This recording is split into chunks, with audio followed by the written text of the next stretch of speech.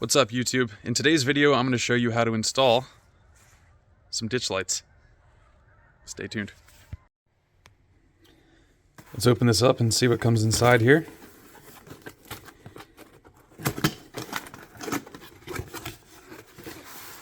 Okay, looks like we got a little package with some generic hardware.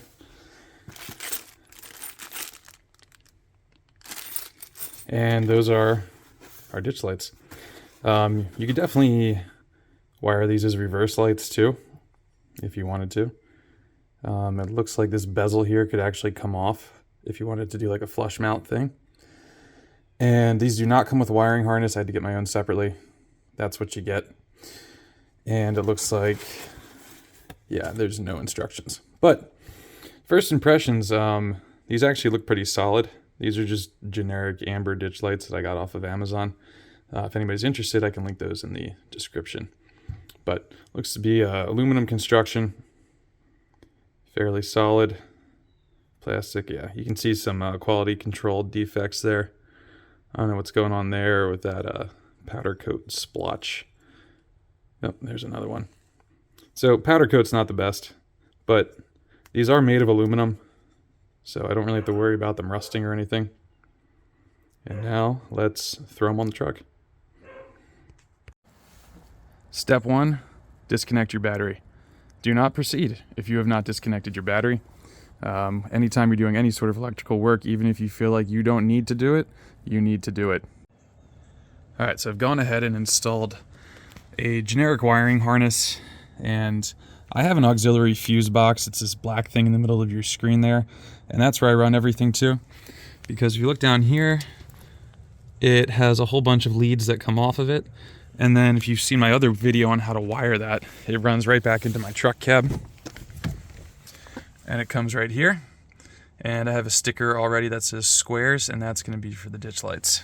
With the Tacoma, there's a big plastic piece here that I use to hide wires and such. You can see my mess down there. A lot of them go up into this thing here.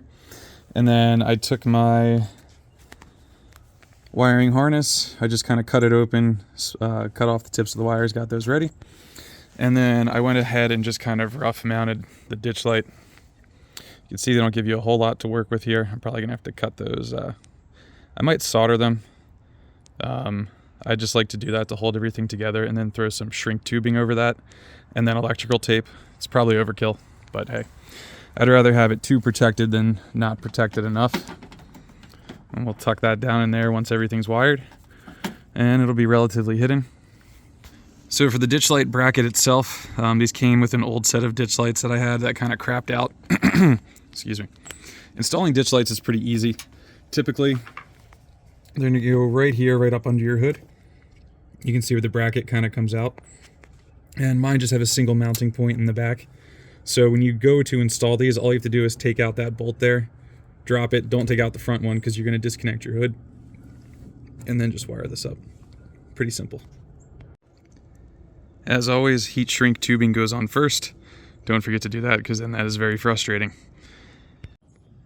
So there's my wonderful soldering job.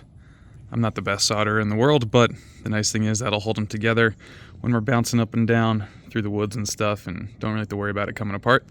When you are soldering, you might want to throw something under it. I just use an old beat up sanding pad. Solder doesn't really get hot enough to set anything on fire, but if it hits your paint or even plastic, it could potentially melt it. So it's good to have something that would catch it if you drip. All right, so it's always a good idea just to test things before you go and permanently seal them up. So boom, that's working. Just reconnect your battery. Make sure things are still connected. Voila, try it. Then turn your car off, disconnect the battery, go ahead and do the other side. All right, electrical tape is done, and this side is finished. So I'm not going to show you how to do the other side because it's essentially the same.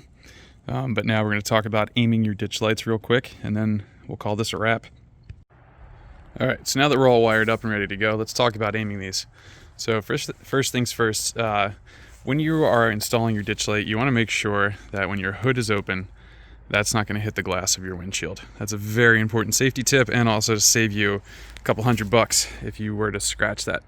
Point number 2, The whole purpose of a ditch light is that it illuminates what you can't see in the with your typical headlights, or even maybe with your fog lights. So your ditch lights should point pretty far out to the side, so you can see how mine are angled, like that.